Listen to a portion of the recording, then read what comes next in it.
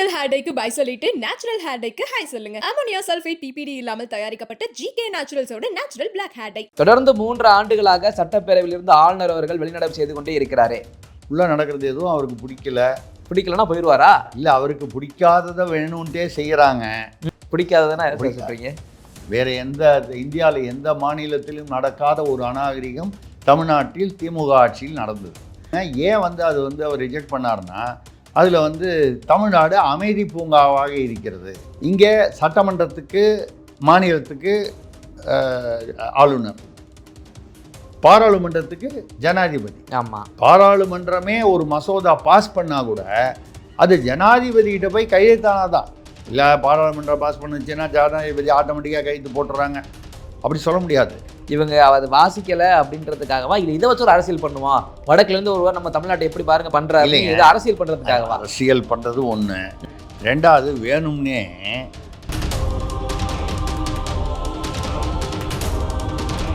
விஜயின் ஜனநாயகன் உண்மையிலேயே அவரது கடைசி படம் தானா? ஆனால் முக்கியமான விஷயம் கவனிக்க வேண்டியது, விஜய் அங்கே போய் எனக்கு எதுவுமே எல்லா முக்கால்வாசி கேள்விக்கு தெரியாதுன்னு எடுத்து சொல்லியிருக்காரு. தாமதமாக வந்தீங்களான்னு கேட்டால் தாமதமாக வரல, கரெக்டாக தான் வந்தேன் டைமுக்கு. உலகம் முழுக்க கேஸே தாமதமாக வந்ததுனால தான் சொல்லி தமிழ்நாடு அரசு சொல்லுது, காவல்துறை சொல்லுது. தாமதமாகவே வரலன்றார் அவர். இப்போ என்ன பண்ணுறாங்க, ஓ அப்படியா, அப்போ அந்த நிர்வாகிகள்லாம் வந்தாங்களே, அவர் புஷி ஆனந்த் மற்றவங்களாம், இவங்க எல்லாரையும் நிர்மல்குமார், ஆதவர்ஜனா மறுபடியும் கூப்பிட்ருக்காங்க. எப்பா நீ அவர் சொன்னார் தெரியும், நீங்கள் இப்போ அவருக்கு தெரியாதுங்கிறார். ரெண்டாவது அவர் என்ன பதில் சொன்னாருங்கிறத அவங்ககிட்ட சொல்ல மாட்டாங்க. இல்லைங்க நீங்கள் சொன்னீங்க அவருக்கு தெரியாதுன்னா, அப்போது அவர் சொன்னோன்னே வித்தியாசமாக இருந்தால் விஜய் கைது செய்யப்படுவாரா?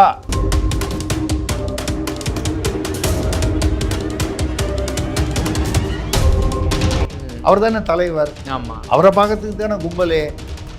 விஜய் எனக்கு எதுவுமே தெரியாது, என்னை சும்மா கூப்பிட்டு போனாங்க. அப்போ அது சொல்லியிருக்காரு, காவல்துறை தான் அங்கே இப்போ போக வேண்டாம்னு சொன்னாங்க, இப்போ போகலான்னு சொன்னாங்க.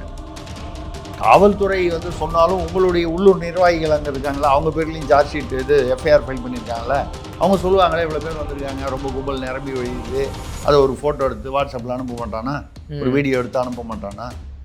ஆனால் விஜய் அதனால் காவல்துறை மீது தான் எல்லா தவறுகளுமே, எனக்கு ஒன்றும் சம்மந்தமே இல்லை, நான் ரொம்ப நிரபராதி, எனக்கு எதுவுமே தெரியாது, நான் வஞ்சிக்கப்பட்டேன் அப்படின்னு அந்த விக்டிம் கார்டு ப்ளே பண்ணுறது நியாயம் இல்லை.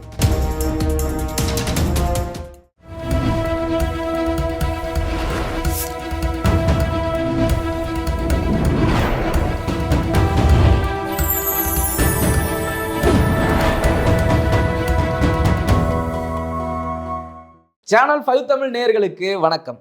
திருசக்தியாரின் கேள்வி பதில் நிகழ்ச்சியில் உங்கள் சந்திப்பதில் மகிழ்ச்சி அடைகிறேன். சார் ரெடியா இருக்காரு, வாங்க வழக்கம் போல் கேள்விகளை தொடங்கலாம். சார் வணக்கம். வணக்கம் அரவிந்த், சொல்லுங்க. நலமா இருக்கீங்களா? நலமறி ஆவா, சொல்லுங்க. கேள்விகள் ஆரம்பிச்சிருவோமா சார்? இல்ல வேற எதுவும் தகவல் மக்களுக்கு சொல்ல வேண்டியது இருக்கா? இல்ல, கேள்வி பதிலே தகவலை சொல்லிடலாம். Okay sir. முதல் கேள்வி சென்னையிலிருந்து ராமநாதன் கேட்கிறார். முதல்வர் கலந்து கொண்ட எழும்பூர் மியூசியம் நிகழ்ச்சியில் கருப்பு துப்பட்டா அணிந்து வந்த மாணவிகள் அனுமதிக்கப்படவில்லையாமே, அப்படி என்ன பயம்? எப்பவுமே நான் கூட சொல்லுவேன், இந்த ராத்திரியில் சைக்கிளில் சினிமா பார்த்துட்டு நைட் ஷோ பார்த்துட்டு வரோம், பாட்டு பாடிக்கிட்டே வருவான் சைக்கிளில். ஆமாம், பின்னால் ஏதாவது பேய் துரத்துதான்ற பயம். இந்த பயம் இருக்கிறவன் தான் அந்த உரத்த குரலில் பாடுவான். பயம் தெரியாமல் இருக்க, அந்த பயம் தனக்குத்தானே பயம் தெரியாமல் இருக்க, அது நிறைய சொல்லியிருக்கேன் நான். அதே மாதிரி இவங்களுக்கு கருப்பு, இவங்களுக்கு கருப்புன்னா அதாவது எதிர்ப்பு அப்படிங்கிற ஒரு நம்ம அந்த காலத்துலேருந்தே வித்தியாசமான எதிர்ப்பு அப்படின்னு காமிக்கிறதுக்காக தான் நீதி கட்சியில் ஆரம்பித்து, திராவிட கழகத்தில் ஆரம்பித்து, திமுகவில் ஆரம்பித்து, தீக்கால் இன்னும் அப்படி தான் பார்த்தீங்கன்னா கருப்பு சட்டை தான் போட்டு வருவாங்க. இப்போ எனக்கு என்ன ஒரு இதுன்னா, கருப்பு கலர் துப்பட்டா, இப்போ பொம்பளைங்க பல கலரில் போட்டு வருவாங்க, அது மேட்சாக வெள்ளை கலர் குர்த்தா மாதிரி போட்டு மேலே கருப்பு கலர், அது ஏதோ ஒரு அவங்களுடைய காம்பினேஷன். நம்மளே எப்படி ஒரு வெள்ளை சட்டை போட்டால் கருப்பு பேண்ட் போடுறோம்ல, அந்த மாதிரி ஒரு காம்பினேஷனில் அந்த கருப்பு கலர் துப்பட்டான்றது பொதுவான விஷயம். இதில் யாரும் துப்பட்டாவை வச்சு அப்படி எடுத்து முதல்வருக்கு அப்படி ஒரு அது ஒரு அந்த கற்பனையே ரொம்ப அதீதமாக இருக்குது. இவங்களுக்கு பயம். அப்போ என்ன பயம்? இந்த ஆட்சி இவ்வளவு மோசமா இருக்கு, அதிருப்தி இருக்கு, மக்களுக்கு கோபம் இருக்கு, எரிச்சல் இருக்கு, அதை வந்து அவங்க அந்த கருப்பு கொடி மூலமாக காமிப்பாங்க. ஏன்னா எங்கே பார்த்தாலும் ஆசிரியர் போராட்டம். இப்போ பாருங்க, சத்துணவு ஊழியர் போராட்டம் அறிவிச்சிட்டாங்க, அங்கன்வாடி அவங்க அறிவிச்சிட்டாங்க. அப்புறம் பிப்ரவரி 3ஆம் தேதியிலேருந்து ஆக்டோ ஜியோ, ஏசிடிஓ ஆக்டோ ஜியோ, அதாவது அரசு ஊழியர்கள் மற்றும் அரசு ஆசிரியர்கள் இவங்க வந்து தொடர் போராட்டம். எல்லாருமே போராட்டம். ஆமாம், இப்போ செவிலியர் ஏற்கனவே போராட்டம் இருக்குது, தூய்மை பணியாளர் இன்னும் முடியல. சும்மா கூப்பிட்டு நாங்கள் பிரியாணி கூப்பிட்டு கொஞ்சம் பேரை கூப்பிட்டு பாடணுமே தவிர மொத்தமாக முடியல. இந்த பென்ஷன் ஸ்கீம் சொல்லியும் வந்து அந்த பென்ஷன் ஸ்கீம் அவங்க முதல்ல வந்து ஏதோ என்ன எதுன்னு படித்து சரியாக படித்து பார்க்காம ஏதோ ஒன்று ஸ்வீட்டெல்லாம் ஒரு 4 பேர் வச்சு வழக்கம் போல் கரகாட்ட கோஷ்டி வந்து அவங்கள வந்து எடுத்து வீடியோ போட்டாங்க. அப்புறம் அவங்களாம் உள்ளே போய் படித்து பார்த்தா, அதாவது உள்ளதும் போச்சு நொல்ல கண்ணான்னு இருக்குது. அவன் பாக்கெட்லேருந்து எடுத்து நம்ம பேசியிருக்கோம், இந்த கவுண்டமணி செந்தில் இன்னொரு வாழைப்பழ கதை மாதிரி ஆயிடுச்சு அப்படின்னு.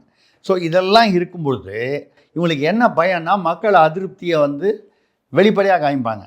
மந்திரியெல்லாம் வெளியில் போனால் சேத்த வாரி இறக்கிறாங்க. தங்கத்தமிழ்ச்செல்வன் சமீபத்தில் போனபோது கூட பேச விடாமல் ஒரே ஆர்குமெண்ட் ஆகி அவர் வந்து ரொம்ப கஷ்டப்பட்டு போலீஸ் காப்பாற்றி வெளியே அனுப்புகிற மாதிரி ஆயிடுச்சு. இப்போலாம் இருக்கும்போது இவங்களுக்கு பயம். இந்த தெனாலி படம் பார்த்துருக்கீங்களா, வரிசையாக சொல்லிட்டு வருவார் கமலஹாசன், அதுக்கு பயம் இதுக்கு பயம் பயம் ஒரு 100 பயம் சொல்லுவார். ஆமாம், அது மாதிரி வேல் என்றால் பயம், தேல் என்றால் வால் என்றால் பயம்ங்கிற மாதிரி வரிசையாக ஏதோ ஒன்று ரைமிக்காக அழகாக சொல்லிட்டு வருவார். அது மாதிரி கருப்பு என்றால் பயம். ஆமாம். அப்போ இப்போது வந்து நம்முடைய முதல்வர் ஸ்டாலின் அவர்களும் துணை முதல்வர் அவர்களும் எந்த லெவலில் இருக்காங்கன்னா தெனாலி ஆயிட்டாங்க. நம்ம சொல்கிறது கமலஹாசன் நடித்த தெனாலி இல்லை, ஏன்னா நீங்கள் தப்பாக நினச்சக்கூடாது. இல்லை இல்லை, இந்த முன்னாள் தெனாலிராமன் கதைகளில் வருமே, ஆமாம், அவர் வந்து புத்திசாலி தெனாலி. நம்ம அவர் அல்ல, அதாவது நம்ம சொல்கிறது வந்து அவரை சொல்லலை. நம்ம இப்போ சமீபத்தில் வந்த தெனாலியை சொல்கிறோன்னு சொல்கிறோம். இப்போ நவீன தெனாலி யார்? நம்ம முதல்வரும், அதாவது திமுக தலைமை. இவங்களுக்கு பயம். ஏங்க மியூசியத்தில் விழா வைக்கிறீங்க, ஒரு கருப்பு ரிப்பன் வச்சுருந்தா சரி, கருப்பு ரிப்பன் வச்சவங்கள சொல்லிட்டீங்கள. சப்போஸ் பொங்கலுக்கே பக்கத்தில் பரதா கருப்பு பரதா போட்ட முஸ்லீம் பொம்பளை இல்லாமல் அவன் பொங்கலே கொண்டாடாத அவங்கள வச்சு பொங்கல் பில்டப் கொடுக்குறீங்க. சப்போஸ் அதில் யாராவது வந்து கருப்பு பரதா போட்டு வந்திருந்தாங்கன்னா அவங்கள பரதாவை கழட்டி வச்சுட்டு வான்னு சொல்கிற ஆண்மை, தைரியம், துணிச்சல், அரசியல் ஆண்மை. நம்ம சொல்கிறது ஆண்மைனா அரசியல் ஆண்மை முதல்வருக்கோ ஆட்சியாளர்களுக்கு யாருக்காவது இருக்கா? என்ன பயம்? ரிப்பன் அதில் பார்த்தீங்கன்னா, அதான் இந்திய எதிர்ப்பு போராட்டத்தில் கூட கருப்பு ரிப்பன் வந்து அது வந்தால் அதை எடுத்து சொல்லிட்டாங்க. அப்போ யாரை சொன்னீங்க? யாரையோ சொன்னீங்க, உங்களை எதிர்ப்பாக சொல்கிற யாரையோ சொன்னீங்க. அவங்களுக்கு கருப்பு ரிப்பன்னா பயம், உங்களுக்கு துப்பட்டானாலே பயமாச்சே. அப்போ இவங்க மனசில் அந்த கருப்பு ரிப்பன்லாம் கற்பனையில் வந்தது. யாரும் கருப்பு ரிப்பன் வைக்கக்கூடாதுன்னு 1965 சொன்னதாக நமக்கு வந்து எந்த இடத்துலையும் ஆவணங்கள் இல்லை. இப்போ பராசக்தி படம் எடுக்கும்போதும் சரி, இது முதல்வர் நிகழ்ச்சியாக இருந்தாலும் சரி, கருப்புன்னா பயம். ஒரு காலத்தில் வைரமுத்து பாடினார், கவிஞர் வைரமுத்து ஒரு படத்தில், ஏதோ ஒரு படத்தில், கருப்பு தான் எனக்கு பிடிச்ச கலரு. இப்போ இவங்க கருப்பு தான் நான் பயப்படுற கலரு. இவங்களுக்கு ஏதோ பிடிச்சிருமோன்னு பயப்படுறாங்க. கருப்புனாலே பிடிக்காதா சார்? நீங்களாம் வெள்ளையா இருக்கீங்க, உங்களெல்லாம் உள்ள விட்டுரு, என்னை மாதிரி கருப்பா இருக்காலாம் உள்ள போனால் என்ன ஆகுது நிலைமை? எங்களை தூக்கி வெளில போட்டுருவாங்களா என்ன, கருப்பா இருக்கானே அப்படின்னு சொல்லி? நீ அப்படிலாம் கிண்டல் பண்ணக்கூடாது. இல்லை சார், கேட்குறேன், கருப்புனா பிடிக்கலையே. என்ன மாதிரி நீங்கள் சாதுவாக பேசணும், இந்த மாதிரி நக்கலாலாம் பேசக்கூடாது. நீங்கள் என்ன சார் சொல்ல வந்து இப்போ அப்படி பார்க்க போனால் கருப்புன்னா அவங்களுக்கு வந்து அது கருப்பான ஆள்லாம் விட்டுருவாங்கன்னா, முதல்வர் தலையில் வந்து விக்கு வந்து கருப்பாக தான் வச்சுருக்காரு. இதுக்காக நம்ம வந்து அவர் வந்து விக்கு நீங்கள் நினச்சி பாருங்கள். ஏன்னா எனக்கு என்னமோ இது வந்து முதல்வர் பேரில் தப்பு இல்லை. இந்த காவல்துறை அதிகாரிகள், இந்த பாதுகாப்பு அதிகாரிகளுக்கு பையங்க, இவங்க பண்ணுற லொல்லு தான் அதிகமாக இருக்குன்னு நான் நினைக்கிறேன். அவங்க பயந்து நான் முதல்வருக்கு சப்போர்ட் பண்ணுறேன். அவர் மேலே தப்பு இருக்காதுன்னு சொல்கிறேன். இந்த முதல்வர் ஏதாவது சொல்லிடுவாரோ அப்படின்னு சொல்லி இந்த கருப்பு ரிப்பனை கட்டு கருப்பு துப்பட்டாவை வந்து வாசலில் டெபாசிட் பண்ணிவிட்டு திருப்பி போகும்போது எடுத்துகிட்டு போனோமா, இந்த டோக்கன் கொடுத்துட்டு எடுத்துகிட்டு போகிற மாதிரி. ஏங்க இப்படியே போச்சுன்னா நம்ம முதல்வர் அவருக்கு 70 வயது ஆகிறது. இப்போ வந்து ஒருத்தர் இப்போது நாங்கள் உண்மையாக ஒன்றும் பெரிய ரகசியம் இல்லை, நாங்களாம் கூட லைட்டாக வெள்ளையாச்சுன்னா கொஞ்சம் டை அடிச்சுக்கிறோம். கருப்பாக இருக்கணும் அது ஒரு உண்மைதான், நான் ஒன்றும் பொய் சொல்லலை, அடிச்சுக்கிறோம், இல்லைன்னு சொல்ல. இப்போது முதல்வர் வந்து அடிக்கடி டெய்லி டை அடிக்கிறதோ கஷ்டமாக இருக்கும்னு சொல்லி அவர் விக்கு வச்சுருக்காருன்னு சொல்கிறாங்க. அது கூட ஏதோ 1.25 கோடி ரூபா வந்து விக்குன்னு சொல்கிறாங்க. அது பற்றி ஒன்றும் இல்லை. அது 1 லட்ச ரூபாயாக இருந்தானே 1 கோடியாக இருந்தானே அவருக்கு வசதி இருக்குது, சௌகரியம் வைக்கிறதுக்கு அவருக்கு ஒரு ஆர்வம் இருக்குது, வச்சுக்கிறார். இப்போ இப்படியே இந்த பாதுகாப்பு படையினர் இந்த அது கூட உள்ள அந்த இவங்கெல்லாம் வந்து உங்கள் லொல்லு தாங்க முடியாமல் திடீர்னு ஒரு நாள் முதல்வர் வரும்போது ஐயா உங்கள் விக்கு கருப்பாக இருக்குது அதை கழட்டி வச்சுட்டு வாங்க சொல்லுவாங்களா மாட்டாங்களா? அப்போ இந்த தவறு வந்து நிச்சயமாக முதல்வர் மீது இல்லை, அந்த பாதுகாப்பு பணியில் ஈடுபடுபவர்கள் கொஞ்சம் அதிகப்படியாக மிகைப்படுத்தி செய்கிறார்கள். இதே மாதிரி போனால் நீங்கள் வந்து அவர் விக்க கழட்ட சொல்வீங்க. ஐயா கருப்பு சிவப்பு கொடியிலேயே கருப்பு இருக்கே, சிவப்பை கட் பண்ணிட்டா கருப்பு மட்டும்தான், கருப்பு மட்டும்தான் இல்லை, கருப்பு இருக்குன்றதுக்காக அந்த கருப்புக்கு மேலே வெள்ளை அடிப்பீங்களா? அந்த கொடி இருக்கும்ல, அரசு விழான்னா கூட இங்கே ஒரு மூலையில் கொடி இருக்கும், திமுக கொடி இல்லாமல் வராது. திமுக கரை வேட்டி கட்டிட்டு வருவான்ல அவன், அதில் கருப்பு வருமா இல்லையா? அதுக்காக வந்து அவனை கரையை கட் பண்ண சொல்ல முடியுமா? இல்லை வேட்டி அவுத்து வச்சுட்டு போ. நான் சொல்கிறது அநாகரிகமாக நீங்கள் நினைக்காதீங்க. எந்த அளவுக்கு வந்து போயிட்டாங்க பாருங்கள். யார்? இந்த பாதுகாப்பு அதிகாரிகள். நீங்கள் கொடியிலையும் இருக்கக்கூடாதுன்னா அப்போ முடியிலையும் இருக்கக்கூடாதுல்ல. அப்போ வந்து எல்லாரும் முதல்வர் விக்க கட்டி வச்சுட்டு வரணும், பாக்கி பேர் யாருக்கெல்லாம் கருப்பு முடி இருக்கோ எல்லாரும் மொட்டை அடிச்சுக்கிட்டு வரணும். ஏதாவது நடக்கிற விஷயமா? அப்போ எந்த அளவுக்கு கருப்பு பயத்தை ஏற்படுத்தி கருப்பு ஒரு பயத்தை ஏற்படுத்தி இருக்கிறது என்பது ஆளுங்கட்சியாக இருக்கும்போது, ஆளுங்கட்சி அது எதிர்கட்சியாக இருக்கும்போது நம்ம ஒரு பயம் இல்லை, நான் உங்களோடு சேர்ந்து தோல் நிற்கிறேன். நாங்கள் எத்தனை கருப்பை கண்டவர்கள். கருப்பு இல்லை கருப்பு இல்லை கற்பா நீங்க சொன்னது எனக்கு கருப்புன்னு கேட்டுச்சு. கருப்புன்னு திமுகவுக்கும் கருப்புக்கும் என்ன இல்லை பொதுவாக என்ன சம்மந்தான்னு எனக்கு புரியல, அதனால கேட்குறேன். நம்ம கருப்பு நீங்கள் ஏதாவது தப்பாக வந்து நான் கேள்வி கேட்டதா நினைச்சக்கூடாது. திமுகங்கிறது ஒரு கட்சிங்க, இந்த கட்சிக்கும் கற்புக்கும் ஒன்றும் சம்மந்தம் இருக்காதுன்னு நினைக்கிறேன். இருக்க வேண்டிய அவசியம் இல்லை. நீங்கள் வந்து உடனே வந்து இன்றைக்கி நடக்கக்கூடிய பாலியல் குற்றங்கள் ஞானசேகரன்லாம் போட்டு இந்த கேள்வியை குழப்பிக்கக்கூடாது அப்படிங்கிறது என்னுடைய தாழ்மையான வேண்டுகோள். அடுத்த கேள்வி. காஞ்சிபுரத்திலிருந்து ரகு கேட்கிறார், தொடர்ந்து 3 ஆண்டுகளாக சட்டப்பேரவையிலிருந்து ஆளுநர் அவர்கள் வெளிநடப்பு செய்து கொண்டே இருக்கிறாரே, என்ன காரணம்? உள்ளே நடக்கிறது எதுவும் அவருக்கு பிடிக்கலன்னா போயிடுவாரா? இல்லை, அவருக்கு பிடிக்காததை வேணும்ன்ட்டே செய்கிறாங்க. பிடிக்காததுன்னா சொல்கிறீங்க இல்லைங்க. ஆளுநருக்கு வந்து இதுக்கு முன்னால் வந்த செய்திகள், நேற்று பத்திரிகை செய்திகள்லாம் பார்த்தீங்கன்னா 3 முறை வந்து ஆளுநர் உரையை வந்து ப்ரிப்பேர் பண்ணது வந்து அரசு தான் ப்ரிப்பேர் பண்ணும். தலைமை செயலாளர் மூலமாக தமிழக அரசு தான் ப்ரிப்பேர் பண்ணும். சொல்லப்போனால் முதலமைச்சர் சொல்கிறது இல்லை அமைச்சர்கள் சொல்கிறது, தலைமை செயலாளர்னா ஆட்சியாளர்கள் சொல்வது தான்.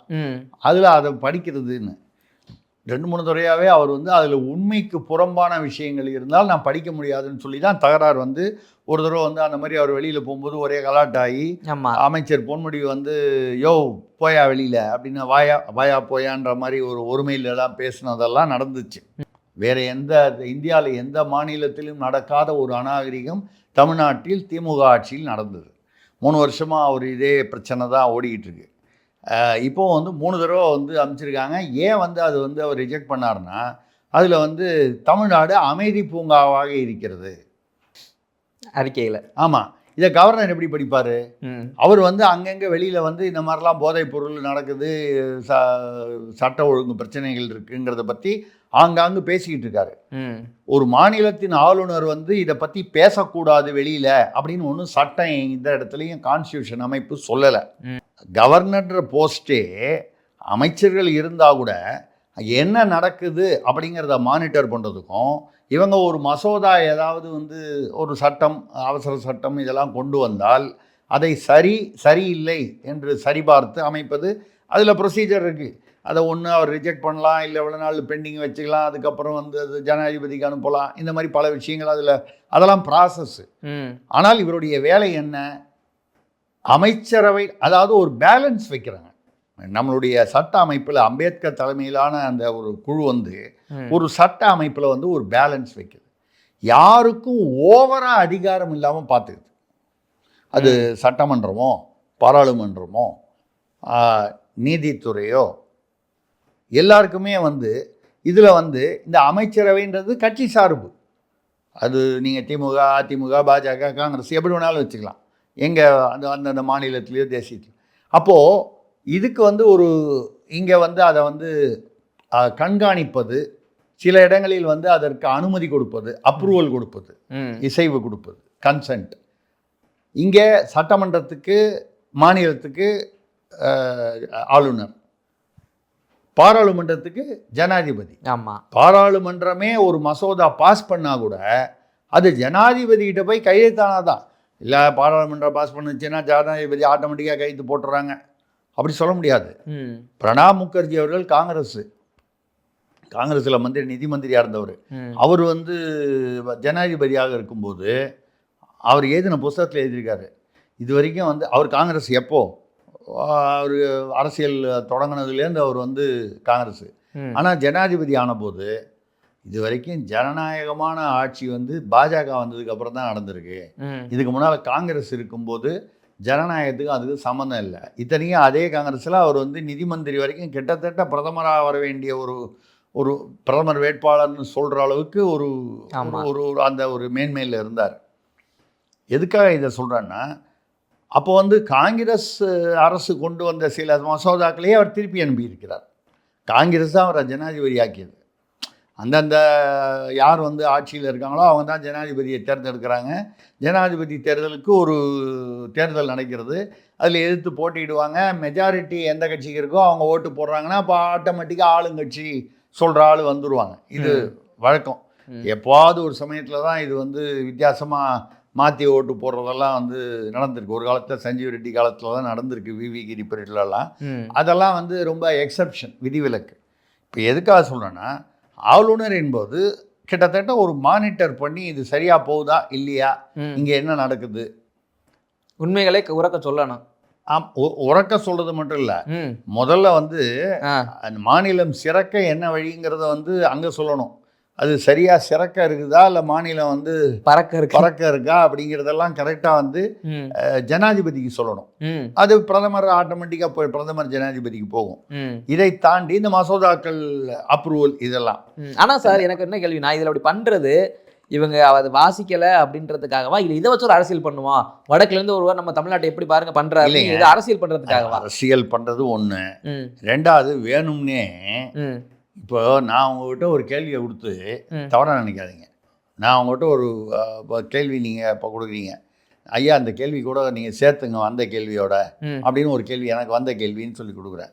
இதில் வந்து அரவிந்த் என்பவர் வந்து அவருக்கு சரியில்லை, அவர் வேஸ்ட்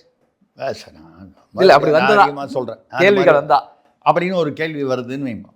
வருதோ வரலையோ நான் செட்டப் பண்ணி உங்களுக்கு கொடுக்குறேன். அப்பா எனக்கு வந்த கேள்விங்க, இதையும் சேர்த்துங்க உங்கள் கேள்விகளோட. நீங்கள் படிப்பீங்களா? எப்படி என்ன இல்லை என்னை பார்த்தா எப்படி தெரியுது அப்படி தானே கேட்பீங்க. ரெண்டாவது ஒரு பொய்யான விஷயம் சொல்கிறேன். இப்போ உங்களை பற்றி தப்பாக ஒன்று எழுதி கொடுத்து உங்களை இல்லை வந்து பொதுவான விஷயம், நீங்கள் வந்து இந்த சேனலுக்கு ஓனர் வந்து இவர் முதல்வர் ஐயா ஸ்டாலின் அவர்கள் தான், இல்லை திமுக தான் வந்து இந்த சேனலோடைய ஓனர் அப்படின்னு உங்கள்கிட்ட நான் எழுதி கொடுத்தா படிப்பீங்களா?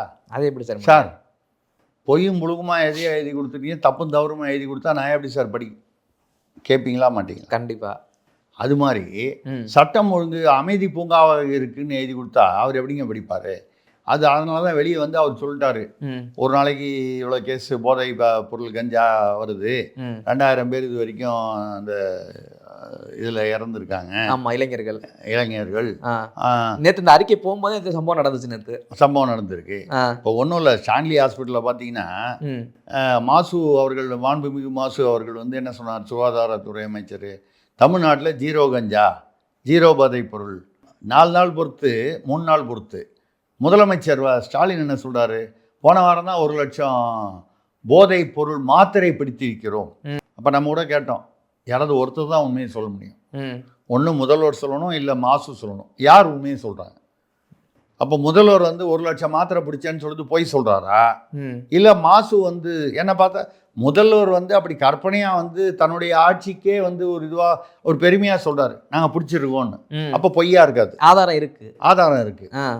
இவர் வந்து 0 அதுக்கு ஆதாரம் இல்லை. அது ஒன்றும் இல்லை. அது சும்மா அரசியல் ரீதியாக சொல்லப்படுவது.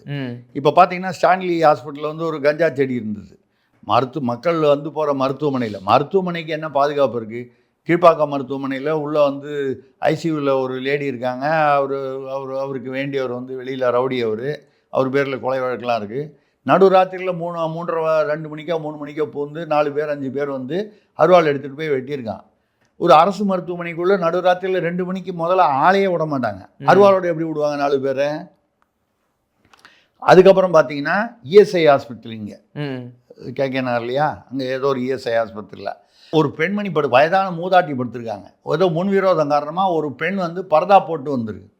அந்த பெண் வந்து இஸ்லாமிய பெண் இல்லை, அடையாளம் தெரியாமல் இருக்கிறதுக்காக பர்தா. இந்த பர்தாவில் ஒரு பெரிய அதில் ஒரு கஷ்டம் என்னென்னா, உள்ளுக்குள்ளே ஒரு ஆம்பளை பர்தா போட்டு வந்தால் கூட பர்தாவை நீக்கு என்று சொல்வது கொஞ்சம் சென்சிட்டிவான விஷயன்றது. அதை பயன்படுத்திக்கிட்டு நம்ம பர்தா போட்டவங்களாம் தப்புன்னு சொல்லலை, இந்த பர்தாவை மிஸ்யூஸ் பண்ணுறவங்க இருக்காங்க, ஆம்பளைங்களோ பொம்பளைங்களோ. அந்த பெண் வந்து இஸ்லாமியர் இல்லை, ஆனால் வந்து போட்டு முன்விரோதமாக வந்து அந்த மூதாட்டியை வந்து கொலை முயற்சி பண்ணிட்டு போயிடுச்சு. சுத்தியால் அடிச்சுட்டு போயிருக்கு. அப்போ அந்த சுத்தியையும் பரதாவுள்ள ஒழிச்சு வச்சுட்டு வந்திருக்கு இஎஸ்ஐ ஆஸ்பத்திரிக்குள்ளே. இப்படி அப்புறம் ஒரு பையன் வந்து எங்கேயோ வெளியூரில் வந்து முன்விரோதம் காரணமாக அவன் தாக்கப்படுறான். சின்ன பையன், 18 வயசு உள்ள பையன், ஏதோ ஒரு உள்ளூர் பிரச்சனையில் அவங்க காவல்துறையில் கம்ப்ளைண்ட் கொடுக்குறாங்க. வழக்கம் போல் கம்ப்ளைண்ட் எடுக்கலை. அதுக்குள்ளே வந்து அவனை வந்து தாக்கி அவன் ராஜீவ்காந்தி ஆஸ்பத்திரி இங்கே வந்து தங்கியிருக்கான், அதாவது அட்மிட் ஆகியிருக்கான். ஆனால் இங்கேயும் வந்து அந்த ரவுடிகள் யார் முன்விரோதம் இருக்கிறாங்களோ அவங்க வந்து அந்த பையனை வந்து கொலை பண்ண முயற்சி பண்ணுறாங்க. அவங்க பெற்றோர் வந்து ஏற்கனவே நாங்கள் கொடுத்த கம்ப்ளைண்ட் எடுக்கல, அதனால தான் தாக்குதலே நடந்தது, இப்போவும் எங்களுக்கு பயமாக இருக்குன்னு சொல்கிறாங்க. அப்போவும் காவல்துறை ஒன்றும் பண்ணல. நீங்கள் இப்போ வந்து அமைதி பூங்காவாக இருக்குன்னு எழுதி கொடுத்த கவர்னர் எப்படி படிப்பார்? நம்ம படிக்கிற, நம்ம செய்தித்தாளில் படிக்கிறோம், வாட்ஸ்அப்பில் பார்க்குறோம், டிவியில் பார்க்குறோம். ஆளுநருக்கு வந்து அவருக்கென்று ஒரு ஒரு உளவுத்துறைன்னு இல்லைன்னா கூட அதுக்கு ஒரு துறை இருக்குது, இதெல்லாம் விசாரித்து சொல்கிறதுக்குன்னே. ஐபி எதுக்கு இருக்குது? இன்டெலிஜென்ஸ் பியூரோ மத்திய இது. அவங்க எல்லாத்தையும் வந்து கவர்னருக்கு சப்மிட் பண்ணுவாங்க. அது வந்து சட்டபூர்வமானது. ஐபி இன்டெலிஜென்ஸ் பியூரோ ஒரு மாநிலத்தில் என்ன நடக்குதுங்கிறத கவர்னருக்கும் கொடுப்பாங்க, உள்துறை அமைச்சருக்கும் கொடுப்பாங்க. கவர்னருக்கு அனுப்பும்போது அவர் சும்மா இருப்பாரா? அவர் வந்து அதுக்கு என்ன நடவடிக்கை வந்து அவராக டைரெக்டாக எடுக்க முடியாது, அவர் வந்து மேலே தான் அனுப்பணும் டெல்லிக்கு. அதை தாண்டி அமைதி பூங்காவாக இருக்குன்னு சொல்லி பேசுங்கன்னு சொன்னால் எப்படிங்க பேசுவாங்க? இப்போ அந்த திருவள்ளூரில் மணவாள நகரில் ஒரு யாரோ 2 பேர் அங்கே இங்கேருந்து போய் அந்த தடாவில் போய் அந்த பொங்கல் போது ஆந்திரா பார்டரில் தமிழ்நாடு தாண்டினோடனே தடா, அங்கே ஒரு அருவி இருக்குது. நம்ம ஒரு ஆளுங்க அங்கே போய் உட்காந்துட்டு ஜாலியாக தண்ணி அடிச்சுட்டு கொஞ்சம் உல்லாசமாக இருந்துட்டு வருவாங்க. அது மாதிரி போய் அது ஒரு சுற்றுலாத்தலம், குடும்பத்தோடு போகிறவர்களும் இருக்காங்க. அது மாதிரி போயிட்டு போகிறதுக்காக போயிட்டு வந்து மணவாள நகர்கிட்ட நிற்கும்போது அவங்க நின்று பேசிட்டு இருக்காங்க. அப்போது மோட்டார் சைக்கிள் 4 பேர் ரொம்ப பயங்கரமான ஸ்பீடில் வராங்க. மோட்டார் சைக்கிள்லாம் பார்த்தீங்கன்னா அவன் பைலட் மாதிரி வருவான். இவங்க வழியில் இடிக்கிற மாதிரி போனோன்னா என்னப்பா இடிக்கிற மாதிரி போகிறான்னு ஏதோ ஒரு வாக்குவாதம், கல்லால் அடித்து 2 பேரை கொண்டு இருக்காங்க. ஒரு வாக்குவாதம் ஓங்கி ஒரு அரைஞ்சிட்டானா கூட ஒரு ஆத்திரத்தில் செஞ்சுட்டான். கல்லால் அடித்து கொண்டான்னா ஏன்னா அவன் போதையில் இருக்கான். அவன் போதையில் இருக்கும்போது இது ஏதோ ஒரு முன்விரோதம் பிரச்சனை அப்படின்னா அது கொலை செய்ய ஒரு திட்டம் போட்டான். சாதாரணமாக ரோட்டில் போகும்போது இடிச்சிட்டு நம்ம அண்ணன் திரும்ப கூட சொன்னார், 4 தட்டு தட்டலாம் தப்பு இல்லை, 5வது தட்டு தப்புனா தான் வந்து தப்புனா. அவர் புதுசாக ஒரு அம்பேத்கர் எழுதின சட்டத்துக்கு எதிராக திருமாவர்கள் ஒரு புதிய சட்ட அமைப்பை ஏற்படுத்தினார் தமிழ்நாட்டில். அது விட்டுருமோ நம்ம வந்து அப்போ அதை பார்க்கும்போது எல்லாம் திருமாவே சொல்கிறாரு 4 தட்டு தட்டலான்னு. 4 தட்டு சுத்தியல் எடுத்து தட்டுறான்னு வைங்க, 2வது தட்டுலேயே கதை க்ளோஸ் ஆகிடுமா இல்லையா? திருமா 4 தட்டு தட்ட சொன்னாரேன்னு சொல்லி தட்டினா வந்து போலீஸில் சொன்னால் ஒத்துப்பாங்களா? திருமா சொன்னாருங்க, நான் அதனால் 4 தட்டு தட்டினேன், 3வது தட்டு தட்டும்போது செத்து போயிட்டான், 4வது தட்டு எப்படி தட்டுறதுன்னு தெரியல. தமிழ்நாட்டுடைய சட்ட ஒழுங்கு இப்படி தான் இருக்குது. அந்த திருவள்ளூரில் வந்து இப்போ கண்டுபிடிச்சிருக்காங்க. அப்போ வந்து அவங்க வந்து கஞ்சா போதையா மது போதை அப்படின்னு சொல்லி போலீஸ் சமாளிச்சு. ஏன்னா மதுன்னா டாஸ்மாக் திறந்துருக்கு, கஞ்சானா இருக்குன்னு ஒத்துக்கணும். ஆமாம் இல்லையா? காவல்துறை வந்து இது மாதிரி இன்னொரு கேஸில் கூட ஒரு நேர்மையான அதிகாரி என்று பெயர் பெற்ற அஸ்ராகருக்கு கூட அவர்கள் எந்த போதையில் இருந்தார்கள் என்று தெரியவில்லை. இது வந்து போன வாரம் ஒரு 10 நாள் முன்னால் வேற ஒரு இதே மாதிரி வெட்டினது பசங்க. அதில் எல்லாமே 3 பசங்க வந்து மைனர் பசங்க, ஒருத்தன் மாற்றுத்திறனாளி. மைனர் பசங்களை வந்து சீர்திருத்த பள்ளிக்கு மட்டும்தான் அனுப்ப முடியும். அந்த கேஸில் அவர் சொன்னார், அவங்க போதையில் இருந்தாங்க, என்ன போதையில்னு இனிமேல் தான் விசாரிக்கணும்னு. எப்போ சம்பவம் நடந்து 2 நாள் கழித்து சொல்கிறாரு. ஏங்க சம்பவம் நடந்தவொடனே நேராக மெடிக்கல் டெஸ்ட் எடுத்துகிட்டு போனால் 1 ஹவரில் தெரியுது இல்லையா? இப்போது ஆக அவர் என்ன பண்ணுவார், மேலிடத்துலேருந்து அவருக்கு என்ன சொல்கிறாங்களோ அதுதான் அவர் கேட்டாகணும். இந்த சூழலில் இது வந்து நம்ம வந்து என்ன சொல்கிறோம்னால், இவங்க இந்த இந்த திருவள்ளூர், அதாவது மணவாள் நகரில் பாருங்கள், இப்போ இன்றைக்கி நியூஸ் வருது, அது ஒண்டியம்பாக்கம்னு பேர், ஒண்டியம்பாக்கம். அந்த மணவாள் நகரில் ஒரு பகுதி, அந்த பகுதி பூரா நிறைய வந்து ரோடோரத்துலேயே கஞ்சா செடி வளர்ந்துருக்கான். எல்லாம் இவ்வளோ வருஷம் மரம் வளர்ப்போம் நாட்டை காப்போம்னா கஞ்சா செடி வளர்க்க ஆரம்பிச்சுட்டாருங்க. மரம் வளர்ப்போம்னா கஞ்சா மரம் வளர்க்குறதா, கஞ்சா செடி வளர்க்குறதா, ரோடோரத்தில் வளர்க்குறதுன்னா அது எப்படிங்க வந்து இவங்களுக்கு தெரியாமல் இருக்கும்? இப்போ வேலூரில் வந்து ஒரு டாக்டருங்க, சிஎம்சி வேலூர், இந்த சிஎம்சி வேலூரில் அவங்க வந்து குடியிருப்பு இருக்குது, நம்ம என்ன சொல்கிறது, வீடுகள், ஹாஸ்டல் மாதிரி. அங்கே வந்து ஒரு டாக்டர் தங்கியிருக்காரு, பிளிங்கின்னு ஒரு டாக்டர், கேரளா டாக்டர். அவர் வீட்டில் வந்து ரெய்டு பண்ணுறாங்க. யார்? இடி வந்து ரெய்டு பண்ணுது. இடிக்கு என்ன வருதுன்னா, போதைப்பொருள் மூலமாக இந்த பிளிங்கின் ஒரு பெரிய ஒரு நெட்வொர்க் வந்து பணப்பரிமாற்றங்கள் செய்கிறாங்க. இடி எப்போ உள்ளே வரும்? இந்த பணப்பரிமாற்றங்கள் வந்தால் தான் உள்ளே வரும். போதைப்பொருளுக்கும் இடிக்கும் டைரக்ட் சம்மந்தம் இல்லை. ஆனால் போதைப்பொருள் மூலமாக பண நடமாட்டம், பணம் பரிமாற்றம் நடந்தால் இடி உள்ளே வரும். அதுக்காக வந்து ரெய்டு பண்ணும்போது அவருடைய இதில் 10 கிராம் மெட்ஸு, 1 கிராம் மெட்ஸே வந்து எவ்வளோ ஆயிரக்கணக்கான விலை, 10 கிராம் மெட்ஸு, அதுக்கப்புறம் பல கிலோக்கள் வந்து உயர் ரக கஞ்சா, இந்த சாதாரண தெருவில் விற்கிற கஞ்சா இல்லாமல் இது வந்து கொஞ்சம் இந்த எலைட்டுன்னு சொல்லுவாங்க, இந்த அதுலேயே எல்லாத்துலேயும் வந்து ஸ்டேட்டஸ் இருக்குல்ல, கஞ்சாலேயும் வந்து உயர் ரக கஞ்சா இருக்குது. அது எவ்வளவோ கிலோ பிடிச்சிருக்காங்க. இதை பிடிச்சி இடி வந்து ஒரு ஸ்டேஷனாக 3 ஸ்டேஷனுக்கு போகுது, தமிழ்நாடு மாநில அரசு காவல்துறைக்கு. இடியே வந்து இது எங்களுதில் வராது. மெட்ஸ் எவ்வளோ பிடிச்சிங்க? 10 கிராம். அரை கிலோவுக்கு நாங்கள் வந்து, அப்போ கஞ்சா எவ்வளோ பிடிச்சிங்க? அது உயர் ரக கஞ்சா அரை கிலோன்னு வச்சுங்க உதாரணமாக. நாங்கள் 1 கிலோவுக்கு மேலே பிடிச்சா தான் நாங்கள் கேஸ் போட முடியும்.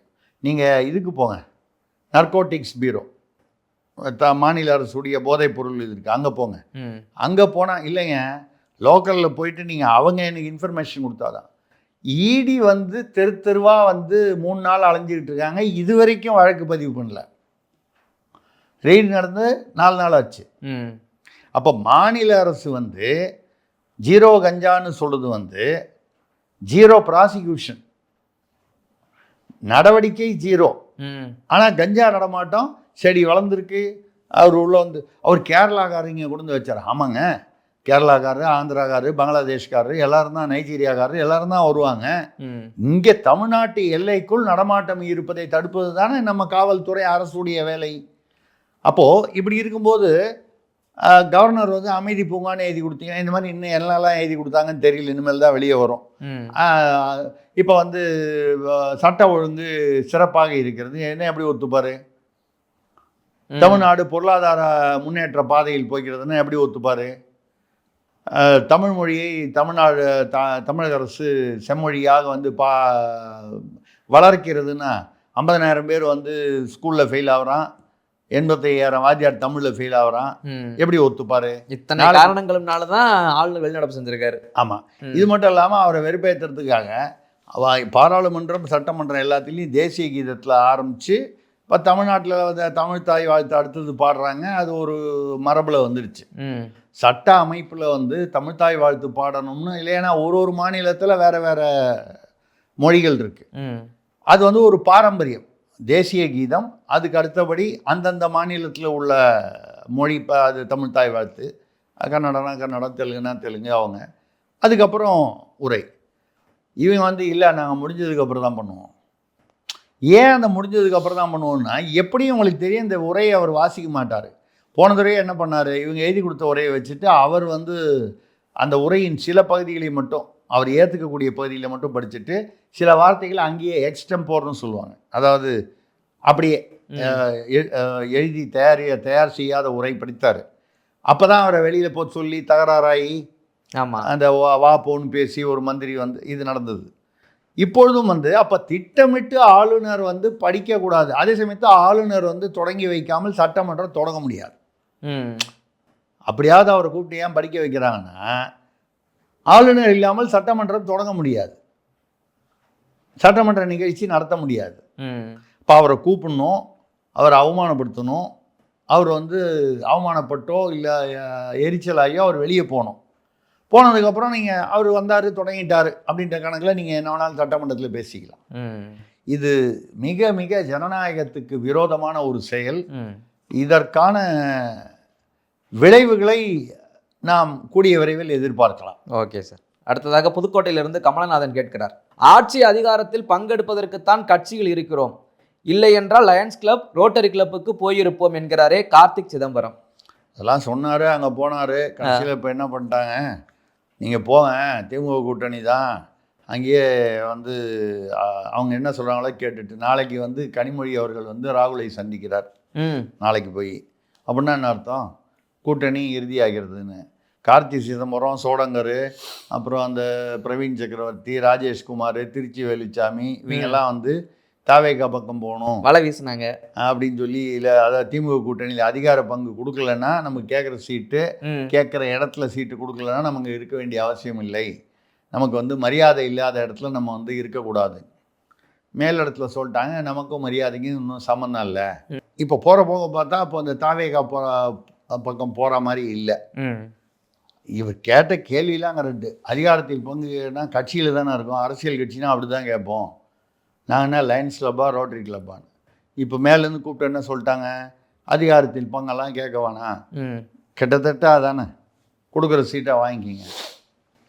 இப்போ அநேகமாக எந்த லயன்ஸ் கிளப்பில் ரோட்டரி கிளப்பில் இவ்வளோ பேர் சேர்ப்பாங்கன்னு தெரியல. ஏன்னா லயன்ஸ் கிளப்பு ரோட்டரி கிளப்புலாம் வந்து மக்களுக்கு ஏதோ நல்ல பணிகள் செய்துட்ருக்காங்க. ஏதோ அவங்கவுங்களால் முடிஞ்சது வசூல் பண்ணி அவங்களா வந்து அவங்க அவங்களே டொனேஷன் போட்டு மக்களிடம் வசூல் பண்ணி அங்கங்கே வந்து ரொம்ப வருஷமாகவே பார்த்தீங்கன்னா Lions club, rotary club, Inner Wheel club இதெல்லாம் வந்து மக்களுக்கு வந்து பொதுமக்களுக்கு தேவைப்படுபவர்களுக்கு, ஏழைகளுக்கு அவர்களால் அந்த உதவி ஒரு அரசு செய்யக்கூடிய அளவுக்கு அவங்க செய்ய முடியாது. அந்தந்த வகையில் அந்தந்த அது மாவட்டம்னு அவங்க அது டிஸ்ட்ரிக்ட் வழியாக பிரிப்பாங்க லயன்ஸ் கிளப்லேயும் ரோட்டரி. எனக்கு என்ன கவலையாக இருக்குன்னா, அவங்க ஏதோ நல்லபடியாக பணி பண்ணிகிட்டு இருக்காங்க. கார்த்தி சிதம்பரம் நாங்கள் வந்து லயன்ஸ் கிளப்புக்காக போக முடியும் அப்படின்னா கிட்டத்தட்ட இப்போ வந்து அந்த மாதிரி ஏதாவது கிளப்புக்கு போகிற மாதிரி தான் ஆகிப்போச்சு. ஏன்னா அதிகாரத்தில் பங்கு கிட்டத்தட்ட இல்லை என்று சொல்லக்கூடிய நிலை வந்து விட்டது. இப்போ நம்ம கேள்வி, கார்த்தி சிதம்பரம் எந்த லயன்ஸ் கிளப்புக்கு போகிறாரு, எந்த ரோட்டரி கிளப் போகிறாரு? அவர் மட்டுமே இல்லை காங்கிரஸ் இல்லை, காங்கிரஸ் கார்த்தி சிதம்பரம் அவரை போன்றவர்கள். ஓகே, இந்த தாவேகா போகணும், திமுக கூட்டணி வேண்டான்னு சொன்னவங்க, அதிகாரத்தில் பங்கு அவசியம்னு சொன்னவங்கலாம் எங்கே போகிறாங்க? எனக்கு ரொம்ப கவலையாக இருக்குது. யாரை பற்றி? இவங்கள பற்றி இல்லை. அந்த லயன்ஸ் கிளப்பு ரோட்டரி கிளப்பை பார்த்தா கவலையாக இருக்குது. நல்ல விஷயங்கள்லாம் பண்ணிகிட்டு இருக்காங்களே, அவங்க நிலைமை இன்றைக்கி வந்து இவங்களாம் வந்தாங்கன்னா இனிமேல் என்ன ஆகுமோ அதை போய் அங்கே கட்சி மாரி நடத்துனாங்கன்னு வச்சுங்க, அவன் 4 நல்ல காரியம் பண்ணுறது அதுவும் கெட்டு போகும். ஐயா அதெல்லாம் வேண்டாம், அந்த கிளப்பெல்லாம் விட்டுருங்க. அப்படி ஏதாவது நீங்கள் கிளப் ஆரம்பிக்கணுன்னா தனியாக ஒரு கிளப் ஆரம்பிங்க. உங்களுக்கு வந்து காங்கிரஸ் கட்சி நடந்துக்கிறது தமிழ்நாட்டில் பிடிக்கலன்னால் நீங்கள் அதுலேருந்து வெளியேறி கட்சி வேண்டாம் அப்படின்னு முடிவு பண்ணிட்டீங்கன்னா நீங்கள் ஒரு கிளப் ஆரம்பிக்கணுன்னா ஆரம்பிங்க. ஆனால் தனியாக காங்கிரஸ் கிளப்புன்னு ஒரு கட்சி ஒரு கிளப்பை ஆரம்பிச்சுங்க. லயன்ஸ் கிளப்பு, ரோட்டரி கிளப்பை விட்டுருங்க, பாவம். அடுத்ததாக சிவகங்கையிலிருந்து மாசிலாமணி கேட்கிறார், சோளிங்கர் மலைக்கோவிலுக்கு அருகிலேயே கல்குவாரிகள் வெடிகள் வைத்து செயல்படுவதால் கோவில் கோபுரமே அதிர்கிறதாமே. எல்லா இடத்துலையும் கல்குவாரி, இப்போ கோயில் இருக்கிற இடத்தையும் விட்டு வைக்கல. அது சோளிங்கர் வந்து மிக ஒரு நல்ல உயரத்தில் படி பார்த்தீங்கன்னா படி ஏறதுக்குள்ளே முட்டிக்கால் பேர்ந்துடும், அந்த அளவுக்கு ஹைட்டு. லட்சுமி நரசிம்மர் கோயில் அது ரொம்ப புகழ்பெற்ற பிரசித்தியான புராதனமான ஸ்தலம். அதுக்கு அந்த ஏரியா பூரா மலைப்பகுதி. பக்கத்தில் இருக்கிற மலையெல்லாம் கொஞ்சம் கொஞ்சமாக பேர்த்து கல்குவாரி வச்சு வெடி வைக்கிறாங்க பாருங்கள். அது கல்குவாரின்னா வெடி வச்சு தான் அதை பேர்க்கணும். இது பேர்க்கும் போது இந்த கோபுரம் அதிருதுன்னு சொல்லி வீடியோவில் வந்து அங்கே உள்ள மக்கள்லாம் வந்து பேசியிருக்காங்க. அவங்களுக்கெல்லாம் வந்து இந்த சோளிங்கர்ன்றது வந்து ஒரு பெரிய வந்து அது ஒரு ஆன்மீக பக்தர்கள் அதிகமாக வரக்கூடிய ஒரு இடம். அப்படி வரும்போது அதை வைத்து அவங்க கடைகள், வணிகம் அப்படி தானே. ம். நம்மளோட பண்டைய இப்போ நம்மளுடைய தமிழர்கள் அந்த பழக்க பாரம்பரியமே ஒரு கோயில்னு வச்சா அந்த கோயிலை சுற்றி கடைகள், ஒரு வணிக ஆமா. ரீதியான ஒரு வேலை வாய்ப்புகள், அது வந்து ஒரு பொருளாதார ரீதியிலும் அந்த கோயில் வந்து முக்கியத்துவம் பெறும். ம். இந்த கோயிலை சுற்றி உள்ள அந்த அந்த இடம் வந்து முன்னேறும், பொருளாதார ரீதியிலும் மற்ற ரீதியிலும் வந்து வரும். அந்த மாதிரி வரும்போது இந்த கோயிலே ஆட்டம் காணுது. ரெண்டாவது இன்னைக்கு வந்து அந்த மாதிரி கோயிலெலாம் கட்ட முடியுமா? பண்ணத்தான் மாற்றி இருக்கிறதாச்சும் விட்டு வைங்களேன். ஆ.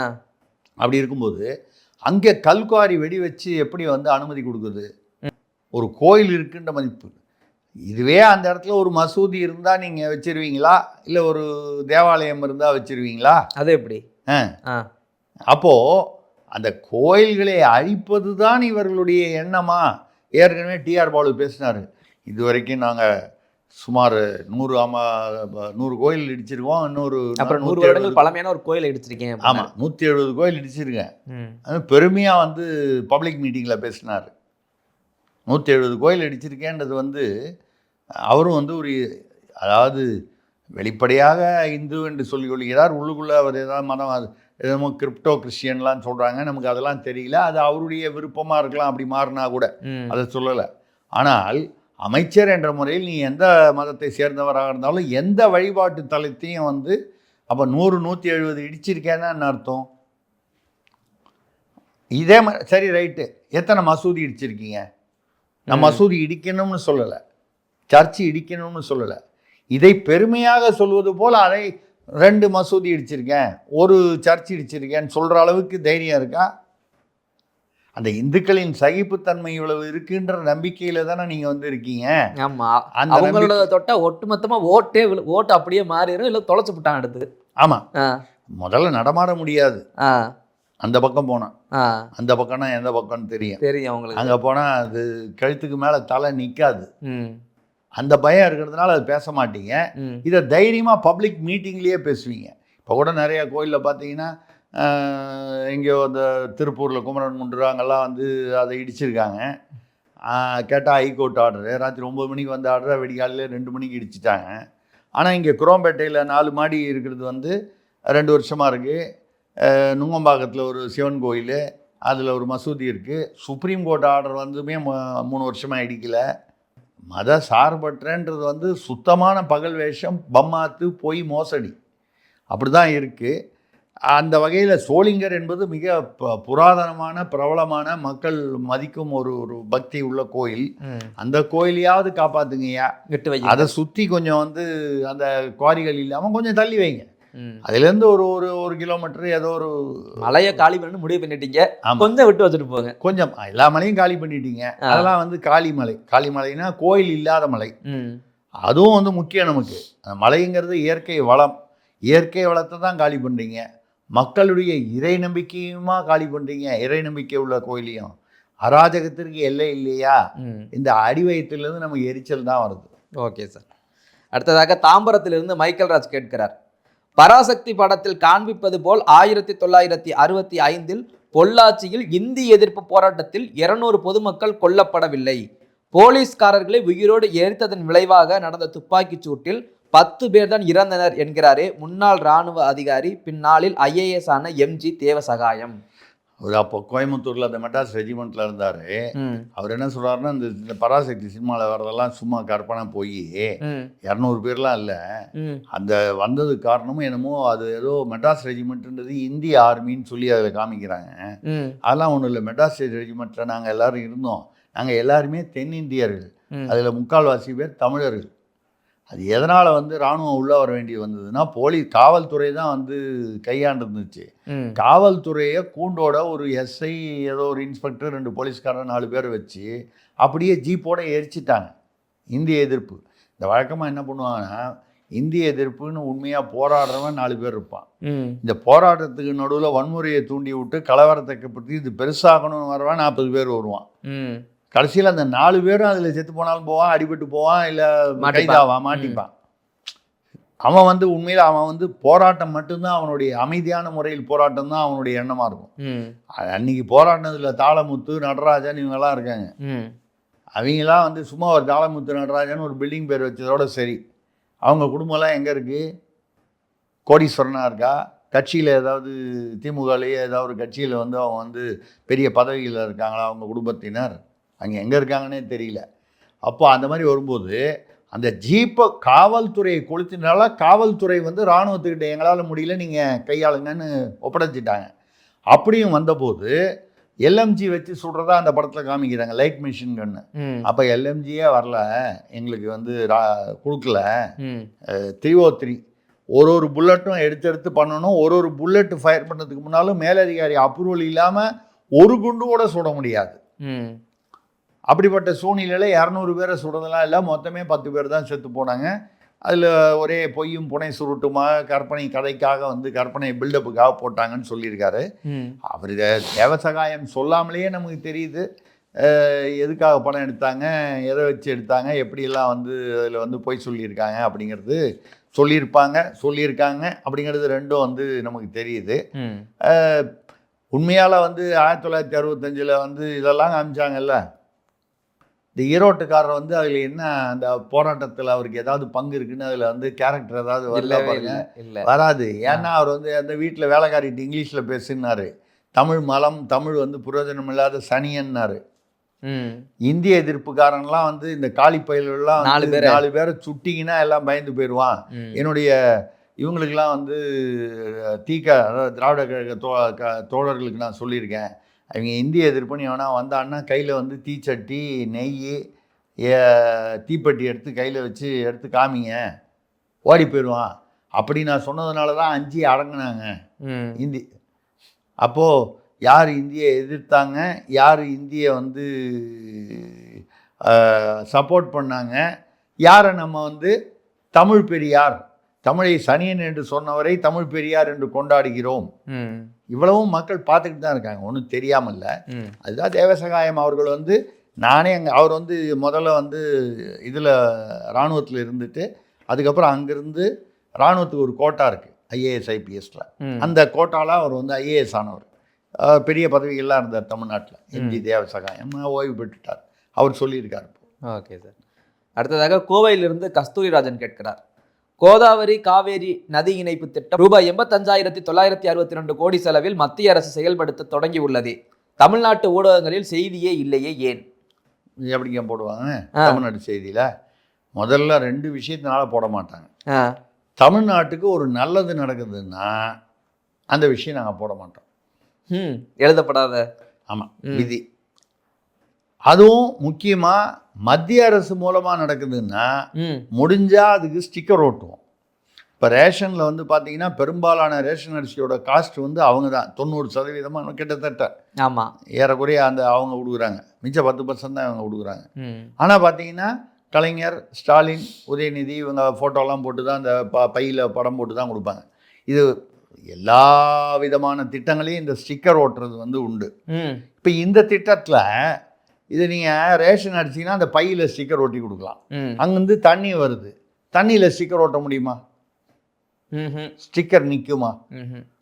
அப்போ இப்போ இந்த திட்டத்தை பற்றி அனாவசியமாக நீங்கள் தமிழ்நாட்டில் மீடியாக்களை வந்து அனுமதி தரலாமா? அவங்களுக்கு முக்கியமான நம்ம மெயின் ஸ்ட்ரீம் மீடியாலாம் கூப்பிட்டு எப்பா தப்பி தவறி உங்களுக்கு யாராவது செய்தி கொடுத்தா கூட இதை போடாதீங்க.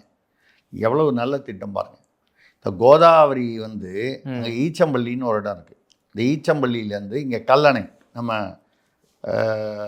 டெல்டா மாவட்டத்தில் உள்ள கல்லணை, கரிகாலன் கட்டி வைத்த கல்லணை, இது வரைக்கும் இணைக்கிற திட்டம் அது வரும்போது தெலுங்கானா, ஆந்திரா எல்லாம், அதாவது கோதாவரின்னு வரும்போது முன்னால் ஒன்றா இருந்தது ஆந்திரா, இப்போ ஆந்திரா தெலுங்கானா, அதை தாண்டி இங்கே வந்து அதாவது என்ன வருது, கோதாவரி, கிருஷ்ணா, காவேரி 3 இணையுது. இதில் வந்து 2 நடுவில் நாகார்ஜுன சாகர் அணை, அப்புறம் சோமசீல அணைன்னு 2 அணை வழியாகவும் வருது. கிட்டத்தட்ட 1211 கிலோமீட்டர் வந்து அந்த தண்ணி இணைப்பு திட்டத்தினால வருது. அப்படி வந்ததுன்னா டெல்டா மாவட்டங்கள், பல மாவட்டங்களில் இருக்கக்கூடிய தண்ணீர், விவசாயத்திற்கான தண்ணீர் பற்றாக்குறை முழுவதுமாக நிறைந்துவிடும், பற்றாக்குறையே வராது. அது மட்டும் இல்லாமல் மொத்தம் 230 TMC கடலில் கலப்பதை தவிர 230 TMC. அந்த 230 TMCயில் தமிழ்நாடு தான் அதிக பயன். சுமார் 84.28 TMC வந்து தண்ணீர் வந்து தமிழ்நாட்டுக்கு பயன்படும். ஆந்திராவுக்கு வந்து 29, அப்புறம் தெலுங்கானாவுக்கு ஏதோ மிச்சம், இப்படி வரக்கூடியது. அது 3-4 மாநிலங்கள் வர்றதுனால யாருக்கு எவ்வளவு அதில் மேக்சிமம் பயன்படுத்த முடியும்னு பார்த்தா தமிழ்நாட்டுக்கு தான் அதிகமாக இருக்கு 84. இதை பற்றி எங்கேயாவது ஒரு நியூஸ் பார்த்தீங்களா? தமிழ்நாடு அரசில் யாராவது ஒரு அமைச்சர் பேசினாங்களா? இதுவே ஸ்டிக்கர் ஓட்டக்கூடிய விஷயமா இருந்தால் ஒட்டியிருப்பாங்க. இப்போ இது வந்து தண்ணியில் ஸ்டிக்கர் ஓட்ட முடியுமா? நீங்கள் அது லாஜிக்கை புரிஞ்சுக்கணும் இல்லையா? அதனால் இப்போ அதை ஒட்ட மாட்டாங்க, இதை பற்றி பேச மாட்டாங்க. எதிர்பார்த்த விஷயம். அடுத்ததாக திருச்சியிலிருந்து மதனகோபால் கேட்கிறார், அதிமுகவின் குலவிளக்கு திட்டம், ஆண்களுக்கு இலவச பேருந்து உள்ளிட்ட 5 அம்ச தேர்தல் வாக்குறுதிகள் சாத்தியமா? சொல்கிறாங்க எல்லாருக்கும் 1000 ரூபா கொடுக்குற இடத்துல ரேஷன் கார்டுக்கு 2000 ரூபா கொடுப்பேன்ட்டாங்க. ஆமாம். அப்புறம் அம்மா இல்லம்னு எல்லாருக்கும் வீடு இல்லாதவங்களுக்குலாம் வீடு கொடுக்குறேன்ட்டாங்க, கான்கிரீட் வீடு. ஆமாம். அதுக்கப்புறம் 5 லட்சம் பெண்களுக்கு வந்து இருசக்கர வாகனத்தில் 25,000 ரூபா மானியம் கொடுக்குறேன்ட்டாங்க. அப்புறம் இந்த 125 நாள் வேலை வாய்ப்பை வந்து 150 நாள் ஆக்குறேன்ட்டாங்க. நமக்கு அதுக்கப்புறம் முக்கியம் நீங்கள் அதுக்கப்புறம் முக்கியமானது நமக்கு இருக்க, பெண்களுக்கு மட்டும் எதுக்கு இலவச பேருந்து, ஆண்களுக்கும் இலவச பேருந்து. அவ்வளோதான். அப்போ போக்குவரத்து துறையே வந்து இலவசமாக போயிடுது. ஆண்கள் பெண்களுக்கு வரும்போது நடுவில் உள்ள சிறுபான்மையான திருநங்கைகளுக்கு ஆட்டோமேட்டிக்காக பெண்களில் வந்துடுவாங்க. ஆமாம், அது அப்படி தான் வழக்கமாக. அது அப்படி வரும்பொழுது எல்லாருக்குமே இலவசம்.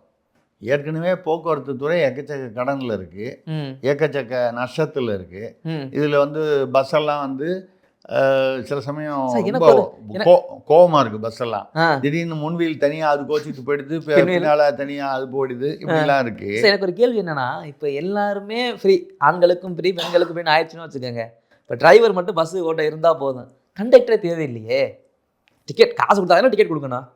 இல்லைங்க, போக போக வந்து கம்ப்யூட்டரில் செட் பண்ணி டிரைவருமே தேவையில்லாமல் வரலாம். ஆட்டோமேட்டிக்கில் ஆட்டோ செட் பண்ணி இப்போ அயல்நாட்டிலலாம் வந்துருச்சு. டிரைவர் இல்லாமையே பஸ் கார் ஓட்டுறது. அப்போது டிரைவர் பஸ்ஸு எனக்கு என்ன கவலைன்னா, இப்போ தான் வந்து இந்த பிங்க் பஸ்ஸுன்னு சொல்லி அதில் டிரைவர் கண்டக்டர்லாம் வந்து எல்லாம் பெண்கள்லாம் சொல்கிறாங்க. ஓசி பஸ்ஸுன்னு மந்திரி சொல்கிறது மட்டும் இல்லாமல் டிரைவர் கண்டக்டர்லாம் வந்து உனக்கு உட்கார இடம் இல்லைன்னு நிற்க முடியாதா, உனக்கு என்ன கால் அப்படி இருக்கா அப்படி இருக்கான்னு வந்து ரொம்ப அவமானப்படுத்தி பேசுகிறாங்க. அப்படியாவது இலவச பஸ்ஸுன்னு நாங்கள் ஏறுறது இல்லை அப்படின்னு மக்களுக்கு வந்து ஒரு ஒரு ஒரு ஒரு என்ன சொல்கிறது, ஒரு வெறுப்பு வர அளவுக்கு இருக்குது. அவங்கள இலவசம்னு சொல்லி கேவலப்படுத்துகிறாங்க. அது ஒன்றும் இலவசம் இல்லை, மக்களுடைய வரி பணத்திலேருந்து வர்றது தான். அவங்க என்ன கட்சியிலேருந்து கொண்டு வந்தாங்களா இல்லை சொந்த பணத்தை கொண்டு வந்து கொடுக்குறாங்களா இலவச பஸ்ஸுக்கு? மக்கள் வரி பணத்தில் தான். பால் விலையை உயர்த்துறாங்க, மின் கட்டணம், பத்திரப்பதிவு எதெல்லாம் ஏற்றணுமோ ஏற்றி அந்த காசை கொண்டு போய் அங்கே போடுறாங்க. இல்லை கடன் வாங்கி 5 லட்சத்தை 10 லட்சம் கோடி கடனாக்கி பண்ணுறாங்க. இப்போது இவர் சொல்கிறதெல்லாம் வந்து பார்த்தா 10 லட்சம் கோடின்றது 15 லட்சம் கோடி ஆகும் போல இருக்குது. இதுக்கு வருமானம் எங்கே இருக்குது?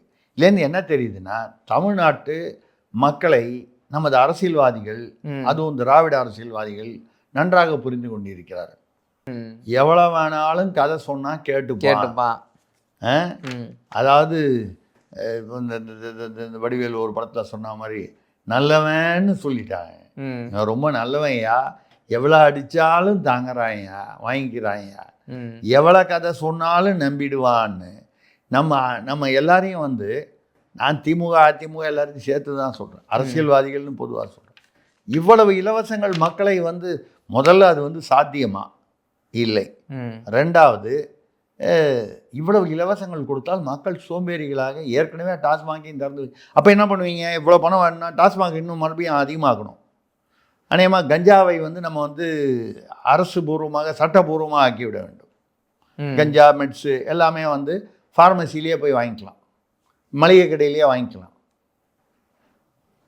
நம் சமுதாயம், தமிழ் சமுதாயம் எதை இந்த அரசியல் என்கிற பெயரில் நம்ம தமிழ் சமுதாயத்தை எப்படி ஏற்கனவே கெடுத்திருக்கிறார்கள், இன்னும் கெடுக்கவிருக்கிறார்கள் அப்படிங்கிறது வந்து தெரியுது. அதிமுக வந்து சொன்னதுனாலன்னா அவன் 1000 ரூபானா நான் 2000 ரூபா, இந்த மாதிரி ஒரு ஒரு ஒரு அந்த போட்டி தான் இருக்கே தவிர யதார்த்தம், சாத்தியம், மக்களுக்கு உண்மையான நன்மை அப்படிங்கிறத தாண்டி தமிழ்நாடு அரசியல் போயிடுச்சு. அடுத்ததாக சேலத்திலிருந்து சாரநாதன் கேட்கிறார், தேர்தல் நேரத்தில் மட்டும் பொங்கல் கொண்டாடுவது போல் நடிப்பார் என்று பிரதமர் மோடியை கிண்டல் அடிக்கிறாரே திமுக எம்பி கனிமொழி.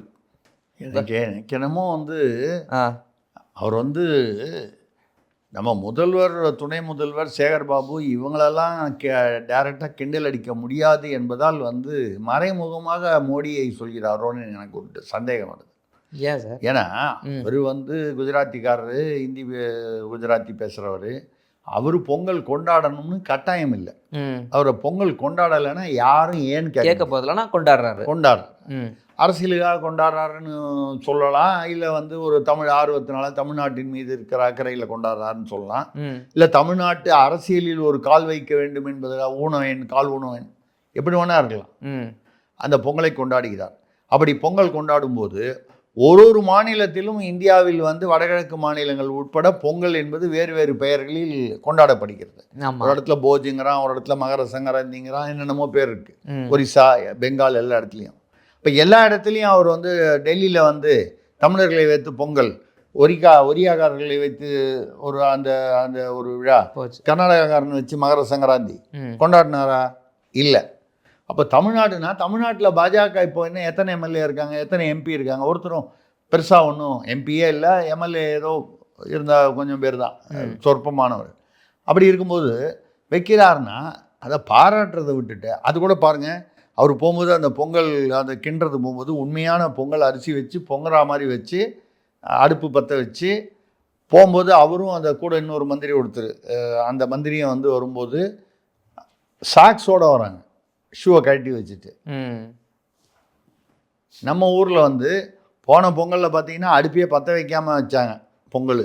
இந்த தடவை கேட்ரிங்லேருந்து வாங்கி கொண்டு வந்து சக்கரை பொங்கலையும் இதையும் வந்து கேட்ரிங்லேருந்து வாங்கி உள்ளே கொட்டிட்டு அதுலேருந்து எடுத்து கொடுக்குறாங்க. அப்போ கூட பாருங்கள், உதயநிதி அவர்களும் ஷூ அணிந்து கொண்டு இருக்கிறார். ஐயா, முதல்வர் அவர்கள் அணிந்து கொண்டிருக்கிறார், அவருக்கு ஏதோ உடல்நல ஏதாவது சில குறைபாடுகள்னால ஒரு ஷூ போடாமல் இருக்க முடியாதுன்னா அப்போ கூட சாக்ஸ் போட்டுக்கலாம். இவரை விட வயதானவர் பிரதமர் மோடி. அப்படி இருக்கும்போது ஒன்று, சேகர்பாபு அவர்களும் பார்த்திங்கன்னா ஷூ போட்டுக்கிட்டு தான். அப்போ இவர்களுக்கு வந்து அது வந்து அது ஒரு வழிபாடு, அது வந்து ஒரு நன்றி தெரிவிக்கும். இது நம்ம வந்து வழிபாடு கடவுள் நம்பிக்கையெல்லாம் தாண்டி அறநிலையத்துறை அமைச்சருக்கு வந்து கடவுள் நம்பிக்கை இல்லைன்னா அவர் அறநிலையத்துறை அமைச்சராக அப்படி வச்சுருக்கீங்க. முதல்வர் எனக்கு நம்பிக்கை இல்லைன்னு சொல்லலாம், துணை முதல்வர் சனாதனம் வந்து டெங்குன்னு சொல்கிறாரு, அது வழக்கு இருக்குது, அது விட்டுருங்க. அறநிலையத்துறை அமைச்சர் அவருக்கு கடவுள் நம்பிக்கை இல்லை, இந்து மதத்தின் மீது கடவுள், இது இந்து அறநிலையத்துறை அமைச்சர் இல்லைன்னா அவரை எப்படி வந்து அமைச்சராக வச்சுருக்கீங்க? இது அப்போ வந்து நடிப்பர். ஆமாம், நீங்கள் வந்து விநாயகர் சதுர்த்தி, மற்ற தைப்பூசம், மற்ற நாட்டில் வந்து அதாவது தமிழர்கள் கொண்டாடக்கூடிய பண்டிகைகள், இந்த பண்டிகை இந்து பண்டிகைகள், இதுக்கெல்லாம் ஏதாவது முதல்வரோ துணை முதல்வரோ யாராவது வாழ்த்து தெரிவிச்சிருக்காங்களா? ரம்ஜானுக்கு மட்டும் குல்லா வச்சுக்கிட்டு போய் கூழ் குடிச்சிட்டு வருவாங்க, கிறிஸ்மஸுக்கு போய் கேக் வெட்டிட்டு வருவாங்க இல்லையா? அப்போது எனக்கு என்னமோ கனிமொழி அவர்கள் வந்து முதலமைச்சர், துணை முதலமைச்சர் சேகர்பாபு, ஏன்னா சேகர்பாபு அவர் கிச்சன் வகையில் ரொம்ப பவர்ஃபுல்லாக இருக்கார். அந்த இதில் வந்து அவர்களை வந்து அப்படி நாசூக்காக வந்து விமர்சனம் செய்யணுங்கிறதுக்காக நடிப்பர்னு சொன்னாங்க. எல்லாரும் வந்து பிரதமர் மோடியை தான் சொல்கிறாரு அவர் அப்படின்னு சொல்லி அதை குறிப்பிட்டு சொல்கிறாங்க. அப்படி அந்த சாக்கில் இவங்கள சொல்கிறாங்க. அவருக்கு அட்லீஸ்ட் வந்து அந்த ஷூவை எடுக்கணும், உண்மையான பொங்கல் வச்சு அது பண்ணணுன்ற அளவுக்கு ஒரு தமிழ் உணர்வோ இல்லை இறை உணர்வோ இருந்தது, இல்லை ஒரு குறைந்தபட்சம் அது வந்து ஒரு நாகரிகம்னு இருந்தது. இவ்வளோதான் நம்ம சொல்ல முடியும், அதுக்கு மேலே நம்ம சொல்லக்கூடாது. Right sir. அடுத்ததாக பலவந்தாங்கல் இருந்து ஜேம்ஸ் ராஜன் கேட்கிறார், விஜயின் ஜனநாயகன் உண்மையிலேயே அவரது கடைசி படம் தானா? போகிற போக பார்த்தா வித்தியாசமாக இருக்குது. இப்போ வந்து அவர் வந்து போயிட்டு வந்துட்டார், மறுபடியும் ஜான் ஆரோக்கியசாமி வர சொல்லியிருக்காங்க. வலைதளத்தில் வந்து அந்த வெளிநாட்டிலிருந்து மாநாட்டுக்கு வந்த பணம்லாம் வந்து அது வந்து சட்டவிரோதமாக வந்தது, அது ஜான் ஆரோக்கியசாமி தான் ஏற்பாடு செய்தார், அதனால் அவர் எந்த நேரமும் கைதாவார், அவரை விசாரணை முடிஞ்சு அப்படின்னு வலைதளத்தில் வருது.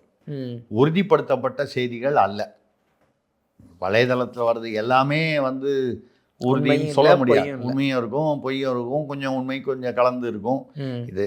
ஆனால் முக்கியமான விஷயம் கவனிக்க வேண்டியது, விஜய் வந்து அங்கே போய் எனக்கு எதுவுமே எல்லா முக்கால்வாசி கேள்விக்கு தெரியாதுன்னு எடுத்து சொல்லியிருக்காரு. தாமதமாக வந்தீங்களான்னு கேட்டால் தாமதமாக வந்து வரல, கரெக்டாக தான் வந்தேன் டைமுக்கு. உலகம் முழுக்க கேஸே வந்து தாமதமாக வந்ததுனால தான் சொல்லி தமிழ்நாடு அரசு சொல்லுது, காவல்துறை சொல்லுது.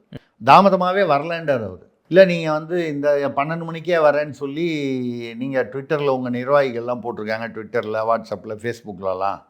அதுதானே பரவி எல்லோரும் கும்பல் சேர்ந்தது.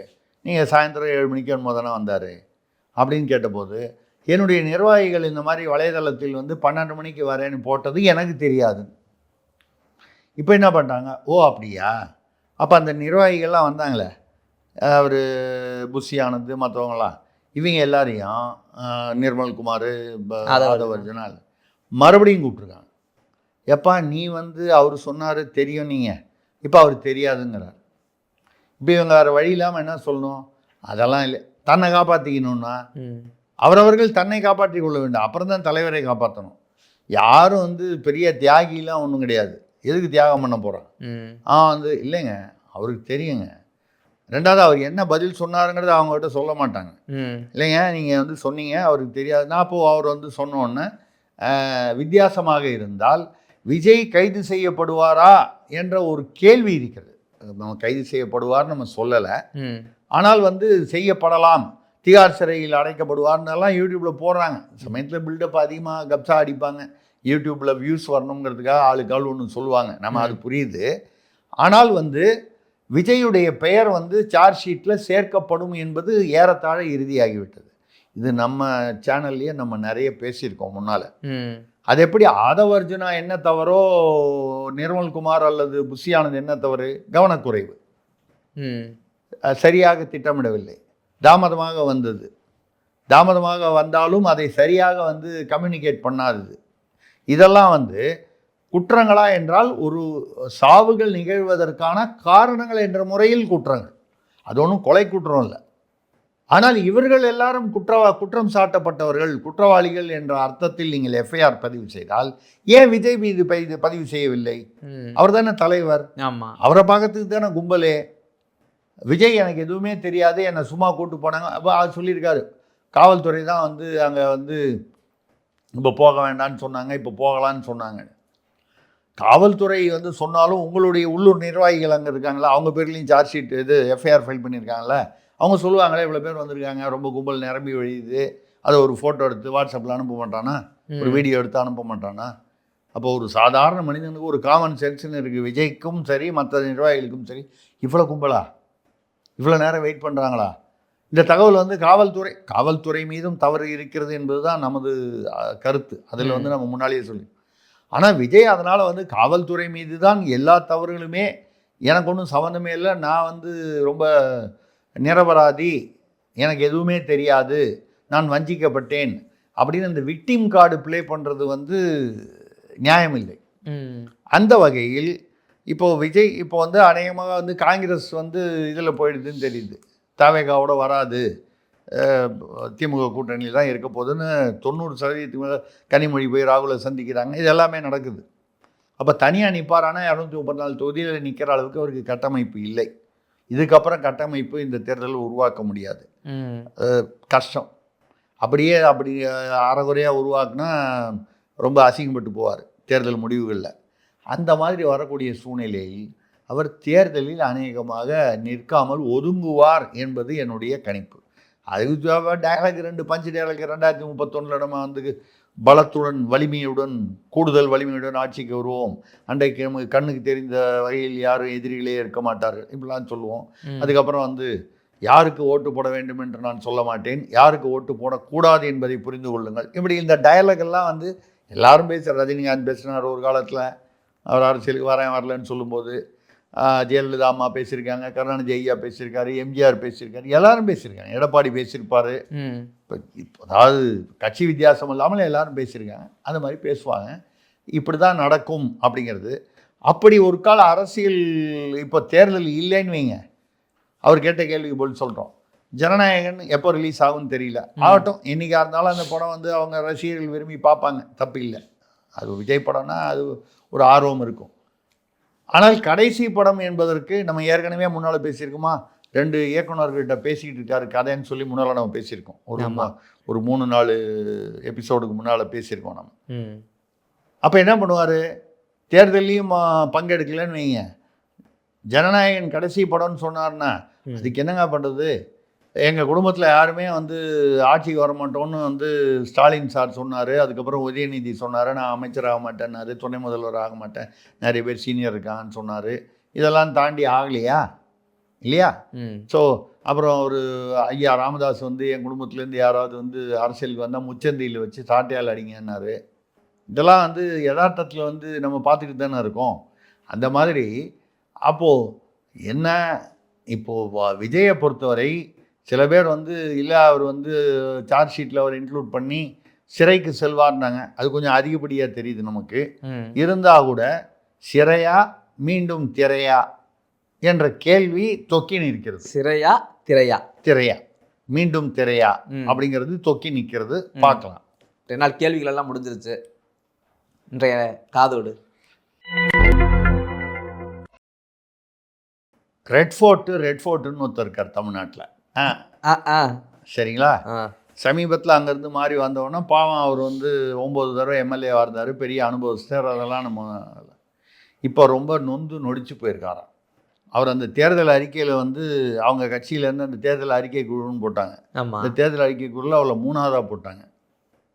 2வது அவர் வந்து ஏதாவது ஒரு லோக்கலில் ஒரு மாவட்ட செயலாளர்கிட்ட பேசணுன்னா இவர் ஃபோன் அடித்தா அவங்க எடுக்க மாட்டாங்களாம். அவங்க புஷின்னு யாரை சொல்லுவாங்கன்னு தெரியும். புஷிங்கிறது ஒரு சட்டமன்ற தொகுதி புதுவையில். ஸோ புஷிக்காரர்கிட்ட கேட்டு புஷி சரின்னு சொன்னாதான் மாவட்ட செயலாளர் வந்து திருப்பி ஃபோன் பண்ணுவார். அப்போ செங்கோட்டையன் யாருக்கிட்ட பேசுகிறோம் கட்சியில், அவர்கிட்ட ஃபோன் பண்ணால் எடுக்கணுமா வேணாமான்னு யார்கிட்ட கேட்கணும்? புஷிக்கிட்ட கேட்கணும். அப்போ எந்த நிலைமையில் அவர் வச்சுருக்காங்க? அதே மாதிரி அவர் வந்து ஏதோ ஒரு மீட்டிங்கில் வரும்போது நான் சில இதெல்லாம் வந்து இந்த ஜனநாயகன் ரிலீஸ் ஆகிறதுக்கும் இந்த இதுக்கும் வந்து இந்த சட்ட சிக்கலுக்கும் எனக்கு சில ஐடியாஸ் எல்லாம் இருக்குது அப்படின்னு சொல்லி ஒரு கூட்டத்தில் பேசும்போது அவரை வந்து இல்லைங்க அதை நாங்கள் பேசிக்கிறோம், நீங்கள் கொஞ்சம் வெளியில் இருங்க. எப்படி 9 தடவை எம்எல்ஏ ஐயா, நீங்கள் வந்து அவரை வச்சுக்கிட்டு அவர் எதாவது ஐடியா சொல்கிறாரு கேளுங்க, அது காதில் வாங்கிக்கிங்க, அப்புறம் நீங்கள் அதை நடைமுறைப்படுத்துங்க, படுத்தாமல் போங்க. உங்களுக்கு அது தோதுப்பட்டால் அது பாருங்கள். அவருக்கு அட்லீஸ்ட் வந்து நம்ம சொல்கிறத காது கொடுத்து கேட்டாங்கன்ற அந்த வயசுக்கும் அந்த அனுபவத்துக்கும் ஒரு திருப்தி இருக்கும். இல்லை நாங்கள் பார்த்துக்குறோம், நீங்கள் வேலையை பாருங்கள், நீங்கள் கொஞ்சம் வெளியில் போய் உட்காருங்க சொன்னதுனால நொந்து போய் நான் ஒரு பெரிய தப்பு பண்ணிட்டேன், அப்போவே என்னை வந்து ஆளுங்கட்சியில் கூப்பிட்டாங்க, அதை வந்து நான் வந்து நிராகரிச்சுட்டு இவங்கக்கிட்ட வந்தால் பெரிய மரியாதை இருக்கும்னு வந்தேன். இங்கே வந்து புஷ்ஷுக்கிட்ட கிஸ்ஸுக்கிட்டெல்லாம் வந்து என்னை வந்து ரிப்போர்ட் பண்ண சொல்கிறாங்க. அவங்கெல்லாம் வந்து என்னுடைய 9 தடவை நான் எம்எல்ஏவாக இருக்கிற என்னுடைய அனுபவம், அரசியல் அனுபவம் எம்ஜிஆர்கிட்ட நான் வந்து அரசியல் பண்ணியிருக்கேன். அப்படி இருக்கும்போது என்னை போய் இவர்கிட்டலாம் வந்து ரசிகர் மன்றம் நடத்தினவர்கிட்டலாம் நான் போய் ரிப்போர்ட் பண்ணணும், அவருடைய கண் அசைவுக்கு தான் நான் வந்து செயல்படணும்னால் அது மட்டும் எந்திரிச்சு போங்க வெளியில், நாங்கள் பேசிக்கிறோன்னு சொல்கிற அளவுக்கு என்னை அவமானப்படுத்திட்டாங்க. அதனால் வந்து மறுபடியும் ஆளுங்கட்சியில் அங்கே கூப்பிட்ட போது போயிருக்கலாம், தப்பு பண்ணிட்டேன், இப்போவும் கெட்டு போல அப்படின்னு சொல்லி ஆளுங்கட்சியில் இப்போ ஒருத்தர் இன்றைக்கி காலையில் சொல்லிட்டார், இனிமேல் வந்து தேர்தல் அரசியல் வேண்டாம்னு. யார்? மூத்தவர், இருப்பதிலேயே மூத்தவர். ஆமாம், மிக மூத்தவர். இன்பநிதி வந்தாலும் நான் வந்து அமைச்சராக இருக்கணும்னு ஆசைப்பட்றேன் அப்படின்னு சொன்னார். சரிங்களாமே. ஆமாம், அவர் வந்து இதெல்லாம் இனிமேல் வேலைக்கு ஆகாதுன்னு முடிவு பண்ணி இனிமேல் எனக்கு தேர்தல் அரசியல் வேண்டாம்னு இன்னைக்கு காலையில் பத்திரிகையில் வந்துடுச்சு. அவர்கிட்ட ஃபோன் பண்ணி ஐயா நீங்கள் மறுபடியும் பேசி நான் அங்கே வந்துடுறேன், இவங்களுக்கு அவங்க பரவாயில்ல அப்படின்னு சொல்லி அவர் வந்து நேற்று இந்த ஒரு நாள் 2 நாளில் வந்து ஆளுங்கட்சிக்கு போயிடலாமா, மாறினது மாறிட்டான், திருப்பி அங்கே போனால் மரியாதை இருக்காது, புறப்பட்ட இடத்துக்கு போனால் மரியாதை இருக்காது, சேர்த்துக்க மாட்டாங்க. அப்போ இங்கே போகலான்னு அவருக்கு என்ன தெரியலன்னா அங்கே விட இங்கே இன்னும் மோசமாக இருக்க போகுது. இங்கே ஏற்கனவே சீனியர் வர்சஸ் ஜூனியர்னு இங்கே ஒன்று ஓடிக்கிட்டு இருக்கு. இதில் சூப்பர் சீனியராக ஒரு ஆளை கூப்பிட்டு வந்தா இருக்கிற சீனியர் எல்லாமே கழட்டி விடுறதுக்கு பார்த்துட்டு இருக்காங்க. ஏதோ சொல்லுவாங்க தமிழில், இந்த பெருசுகள்லாம் கழட்டி விடணுன்னு பார்க்குறாங்க. அப்படி இருக்கும்போது இன்னொரு பெருசு புதுசாக வந்து அது பெருசு ஆனால் புதுசு.